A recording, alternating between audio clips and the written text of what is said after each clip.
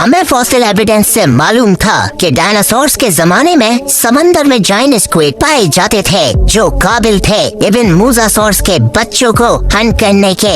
अजीब बात ये थी कि मिलियन ईयर्स बाद भी नॉर्दर्न यूरोप की नॉर्स मिथोलॉजी में क्रैकन के नाम से एक जायंट स्क्विड जैसा क्रीचर मशहूर था। इसलिए साइंटिस्ट को यकीन था कि जायंट स्क्विड्स मॉडर्न दौर में भी डीप सी में जिंदा है। और ऐसा ही होता है जब जायंट स्क्विड पहली दफा 2004 में कैमरे में कैप्चर कर लिए जाते हैं और यूं ये एनिमल अफसानों से हकीकत बन जाता है। वेल ये साइज में 43 फीट के होते हैं, यानी बड़े शिपिंग कंटेनर के जितने और बुर्ज खलीफा की हाइट की जितनी गहराई में पाए जाते हैं। पर दोस्तों ये सिर्फ शुरुआत थी, क्योंकि जब हम समंदर में 7 बुर्ज खलीफा जितना नीचे जाते हैं यानी 19,000 फीट, तो वहाँ हमें एक और स्क्विड की नस्ल जिसे बिग फिन स्क्विड कहा जाता है वो मिलती है।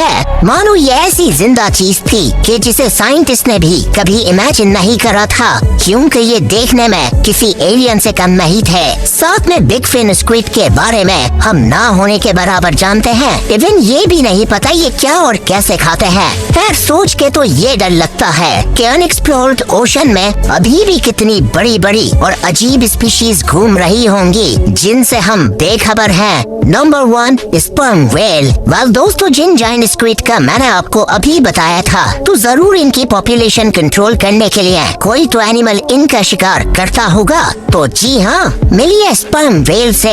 ये बेशक डीप सी के सबसे बड़े प्रेडेटर्स हैं, क्योंकि ये साइज में 5 SUVs के जितनी होती हैं। वेल ये स्पर्म व्हेल्स उसी लिव्याटन की करीबी रिश्तेदार हैं जो मिलियन ईयर्स पहले मैग्लोडॉन की जानी मानी दुश्मन हुआ करती थी। इंसानी हिस्ट्री में अब तक कोई समंदर में ऐसा एनिमल डिस्कवर नहीं हुआ जो लिव्याटन जितना डेंजरस हो।